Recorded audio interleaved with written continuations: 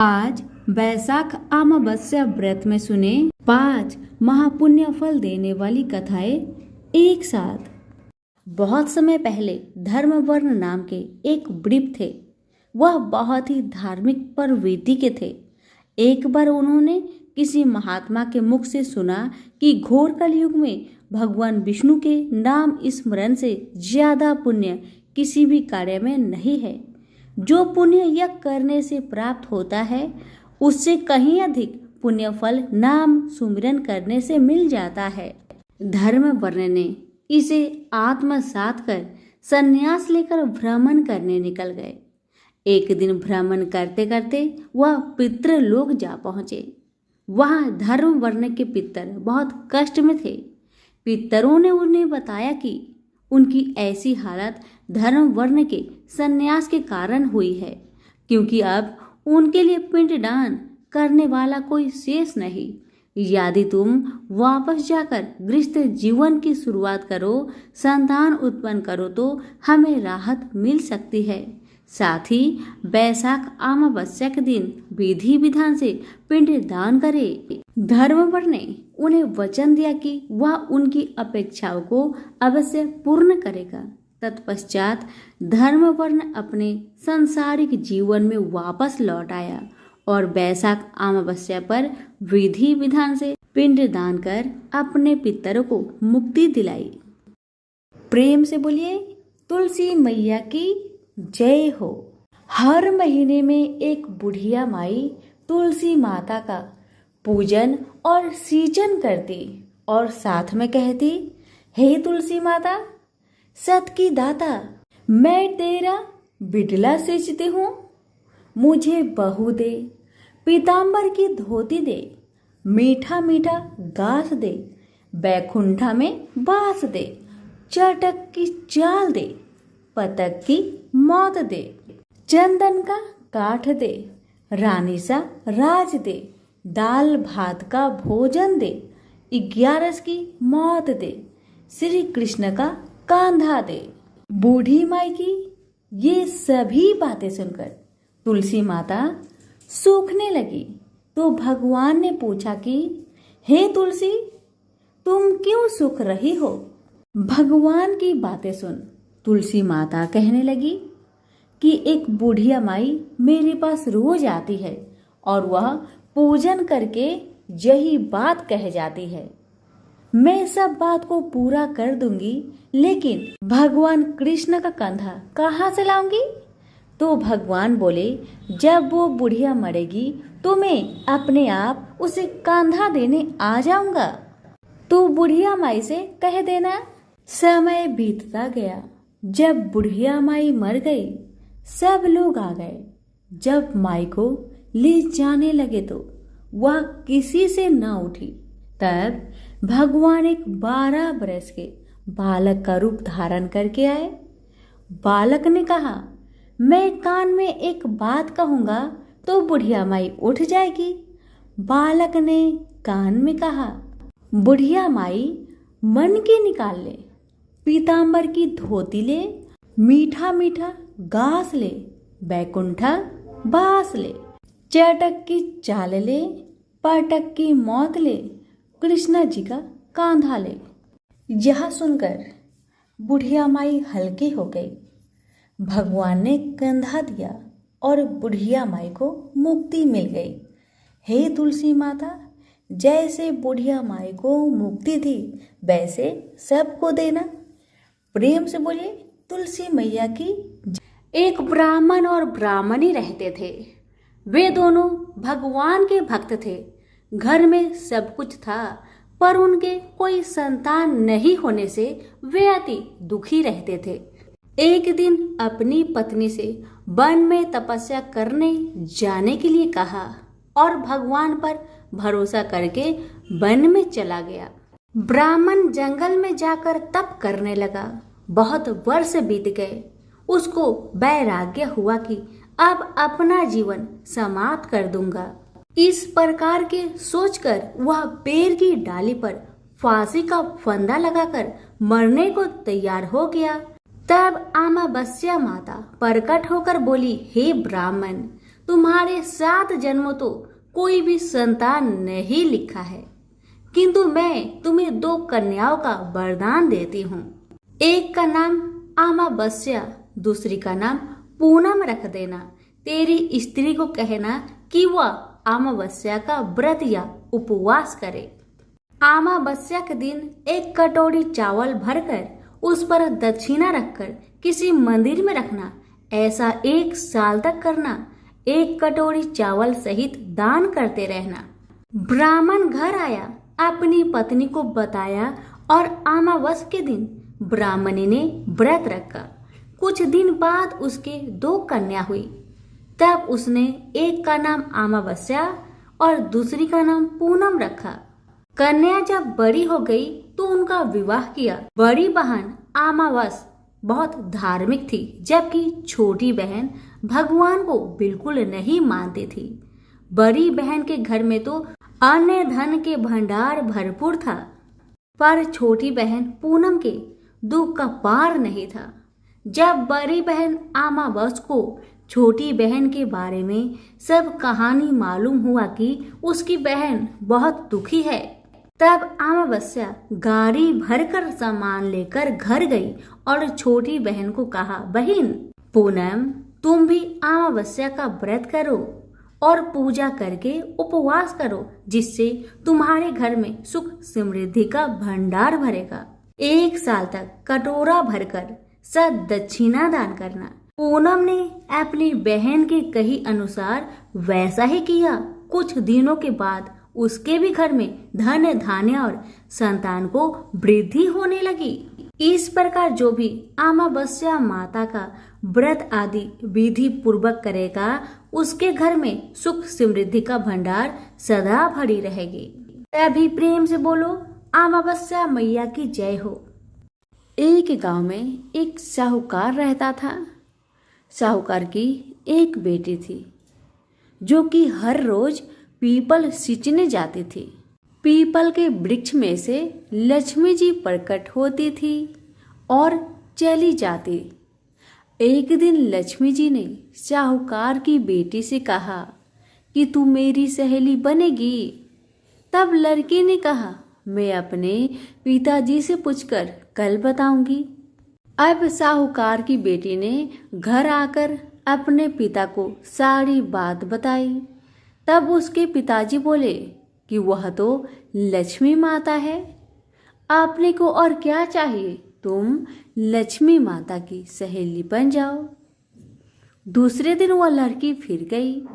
तब लक्ष्मी जी पीपल के पेड़ से निकलकर आई और कहने लगी, सहेली बनेगी मेरी। तब लड़की ने कहा, हाँ क्यों नहीं, जरूर बनूंगी। अब लक्ष्मी जी और वह लड़की दोनों जन सहेली बन गई।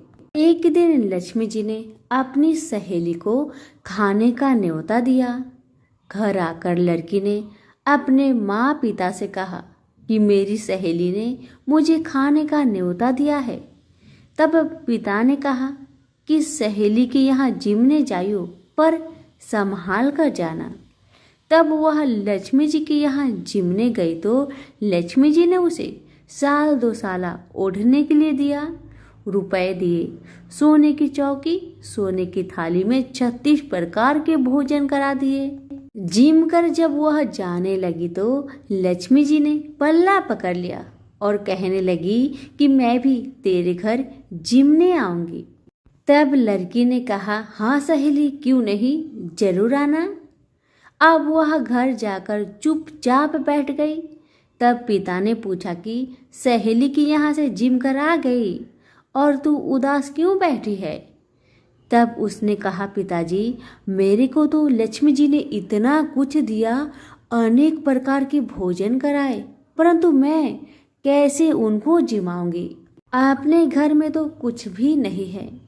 तब उसके पिता ने कहा, गोबर मिट्टी से चौका लगाकर घर की सफाई कर लेना, 4 मुख वाला दिया जलाकर लक्ष्मी जी का नाम लेकर रसोई में बैठ जाना।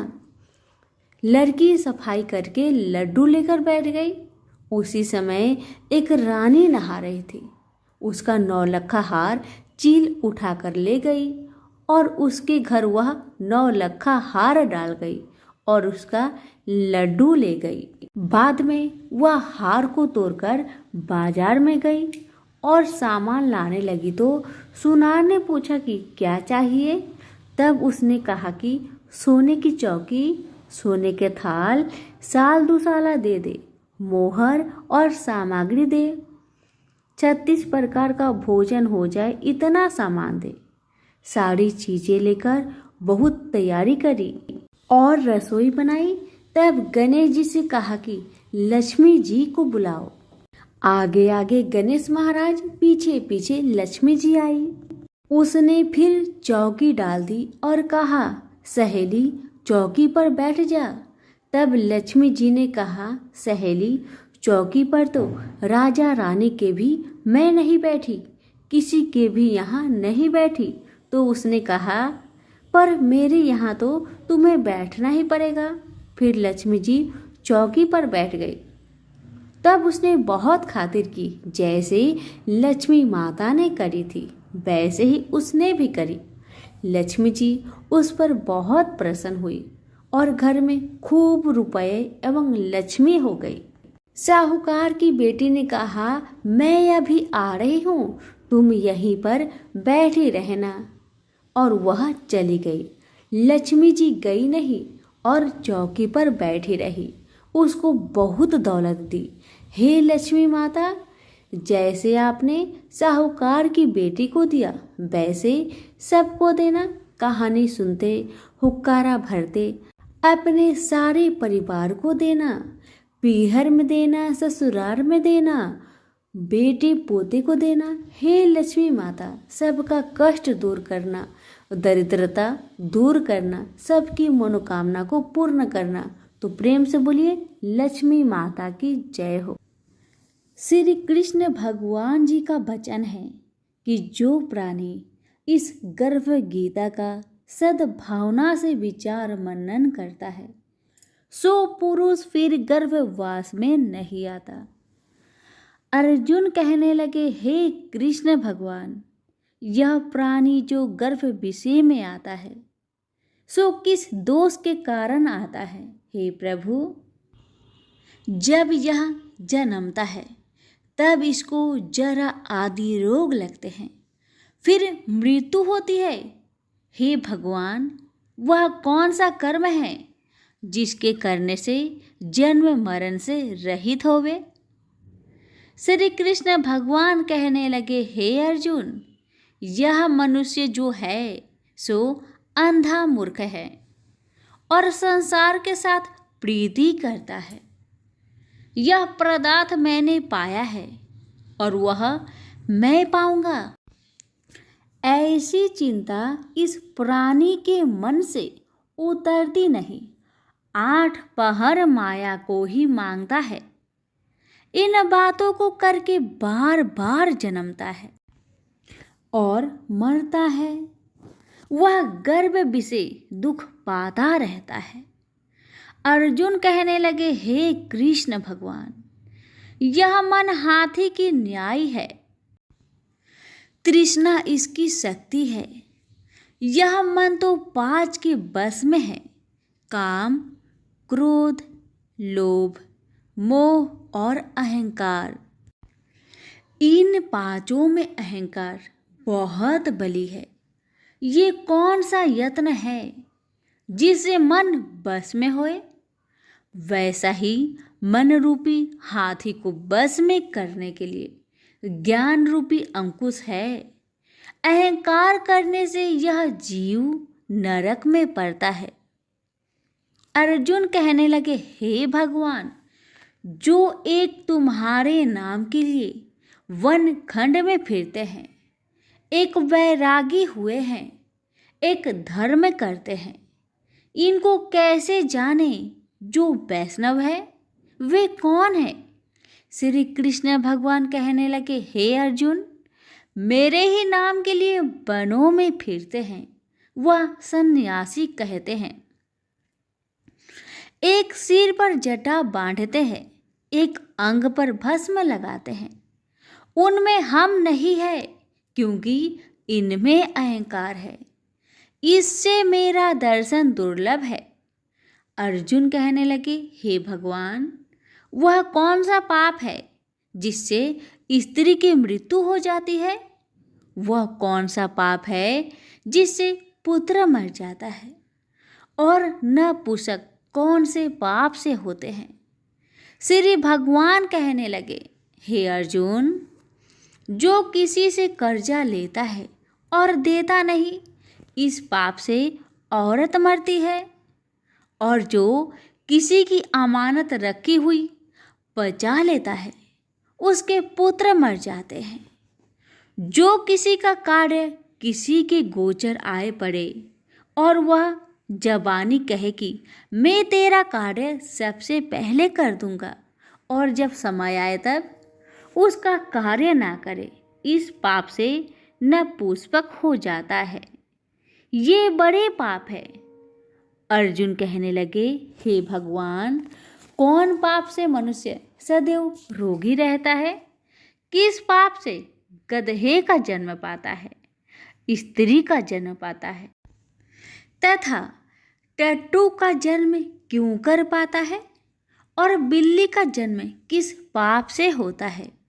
श्री भगवान कहने लगे, हे अर्जुन, जो भी मनुष्य कन्यादान करते हैं और इस दान में मूल्य लेते हैं, वे दोषी है। वे मनुष्य सदा रोगी रहते हैं। जो विषय विकार के वास्ते मदिरा पान करते हैं, वे टट्टू का जन्म पाते हैं। और जो झूठी गवाही भरते हैं, वह औरत का जन्म पाता है। जो रसोई बना के पहले आप भोजन कर लेती है और पीछे परमेश्वर को अर्पण करती है, तो वे बिल्ली का जन्म पाती है। और जो मनुष्य अपनी झूठी वस्तु दान करते हैं, औरत का जन्म पाते हैं। वह गुलाम औरतें होती है। अर्जुन कहने लगे, हे भगवान, कई मनुष्यों को आपने स्वर्ण दिया है, सो उन्होंने कौन सा पुण्य किया है? और कई मनुष्यों को आपने हाथी घोड़ा रथ दिए हैं, उन्होंने कौन सा पुण्य किया है? श्री भगवान कहने लगे, हे अर्जुन, जिन्होंने स्वर्ण दान किया है उनको हाथी घोड़े वाहन मिलते हैं। जो परमेश्वर के निमित्त कन्या दान करते हैं, सो पुरुष का जन्म पाते हैं। अर्जुन कहने लगे, भगवान, जिन पुरुषों के अंदर विचित्र शरीर है, उन्होंने कौन सा पुण्य किया है? किसी दो के घर संपत्ति है, कोई विद्वान है, उन्होंने कौन सा पुण्य किया है? श्री भगवान कहने लगे, हे अर्जुन, जिन्होंने अन्न का दान किया है, उनका सुंदर स्वरूप है। जिन्होंने विद्या दान किया है, वह विद्यावान होते हैं। जिन्होंने संतों की सेवा की है, वह पुत्रवान होते हैं। अर्जुन कहने लगे, हे भगवान, किसी को धन से प्रीति है, कोई को स्त्रियों से प्रीति करते हैं। इसका क्या कारण है, समझाकर कहिए। श्री कृष्ण भगवान कहने लगे, हे अर्जुन, धन और स्त्री सब नाश रूप है, मेरी भक्ति का नाश नहीं है। अर्जुन कहने लगे, भगवान, यह राजपाट किस धर्म के करने से मिलता है? विद्या कौन से धर्म करने से मिलती है? श्री कृष्ण भगवान कहने लगे, हे अर्जुन, जो प्राणी काशी जी में निष्काम भक्ति से तप करते हुए देह त्यागते हैं, वह राजा होते हैं। और जो गुरु की सेवा करते हैं, सो विद्वान होते हैं। अर्जुन कहने लगे, हे भगवान, किसी को धन अचानक बिना किसी परिश्रम से ही मिलता है, सो उन्होंने कौन सा पुण्य किया है? श्री कृष्ण भगवान कहने लगे, अर्जुन, जिन्होंने गुप्त दान किया है, उनको धन अचानक मिलता है। जिसने परमेश्वर निमित्त पराया कार्य संवारा है, वह मनुष्य रोग से रहित होते हैं। अर्जुन कहने लगे, हे भगवान, कौन से पाप से अमली होते हैं और कौन पाप से गूंगे होते हैं और कौन पाप से कुष्ठी होती है? श्री कृष्ण भगवान कहने लगे, हे अर्जुन, जो आदमी नीच कुल की स्त्री से गमन करते हैं सो अमली होते हैं। जो गुरु से विद्या पढ़कर मुकर जाते हैं सो गूंगे होते हैं। जिन्होंने गो घात किया है वे कुष्ठी होते हैं। अर्जुन कहने लगे, हे भगवान, जिस किसी पुरुष की देह में रक्त का विकार होता है वह किस पाप से होता है? और कोई दरिद्र होते हैं, किसी को खरक वायु होती है, और कोई अंधे होते हैं, तो कोई पंगुल होते हैं, सो कौन से पाप से रहित होते हैं? और कई स्त्रियां बाल विधवा होती है, तो यह किस पाप से होती है? श्री कृष्ण भगवान कहने लगे, हे अर्जुन, जो सदा क्रोधवान रहते हैं उन्हें रक्त विकार होता है। जो मलिन रहते हैं वह सदा दरिद्र होते हैं। जो कुकर्मी ब्राह्मण को दान देते हैं उनके खरक वायु होते हैं। जो पराई स्त्री को निर्वस्त्र देखते हैं, गुरु की पत्नी को कुदृष्टि करते हैं, सो अंधे होते हैं। जिसने गुरु और ब्राह्मण को लात मारी है सो लंगड़ा व पंगुला होता है। जो औरत अपने पति को छोड़कर पराये पुरुषों से संग करती है सो वह बाल विधवा होती है। अर्जुन कहने लगे, हे भगवान, आप पर ब्रह्मा हो, आपको नमस्कार है। आगे मैं आपको संबंधी जानता था, परंतु अब मैं ईश्वर रूप जानता हूँ। हे पर ब्रह्मा, गुरु दीक्षा कैसी होती है? सो कृपा करके मुझको कहिए। श्री कृष्ण भगवान बोले, हे अर्जुन, तुम धन्य हो, तुम्हारे माता पिता भी धन्य हैं जिनके तुम ऐसे पुत्र हो। हे अर्जुन, सारे संसार का गुरु जगन्नाथ, विद्या का गुरु काशी, चारों वर्णों का गुरु सन्यासी है। सन्यासी उसको कहते हैं जिन्हें सबका त्याग करके मेरे प्रति मन लगाया है, सो ब्राह्मण जगत गुरु है। हे अर्जुन, यह बात ध्यान देकर सुनने की है। गुरु कैसा करे? जिसने सब इंद्रियां जीती हो, जिसको सब संसार ईश्वरमय नजर आता हो और सब जगत से उदास हो। ऐसा गुरु करे जो परमेश्वर को जानने वाला हो और उस गुरु की पूजा सब तरह से करे। हे अर्जुन, जो गुरु काम भक्त होता है और जो प्राणी गुरु की पूजा सब तरह से करे।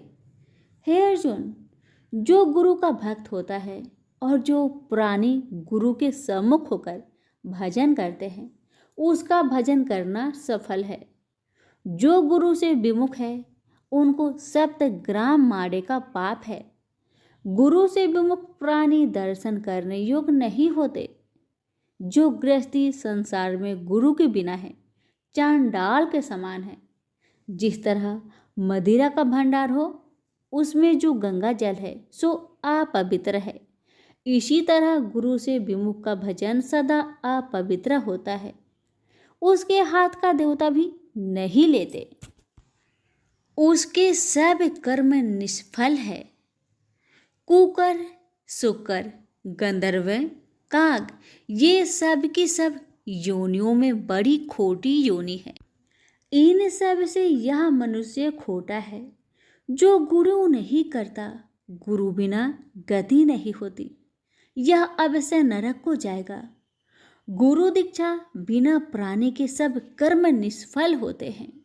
हे अर्जुन, जैसे चारों वर्णों को मेरी भक्ति करना योग है, तैसे गुरुधार के गुरु भक्ति करना योग है। जैसे गंगा नदियों में उत्तम है, सब व्रतों में एकादशी का व्रत श्रेष्ठ है, वैसे ही अर्जुन शुभ कर्मों में गुरु सेवा उत्तम है। गुरु दीक्षा बिना प्राणी पशु योनि पाता है।